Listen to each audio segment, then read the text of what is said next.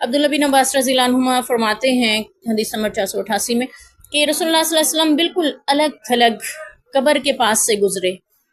اس کی وہ کچھ یوں وضاحت کریں جیسے لاوارث بچے کی قبر ہوتی ہے. لاوارث بچے کی قبر کہیں بھی بنا دی جاتی ہے، اس کے کون سا وارث ہے.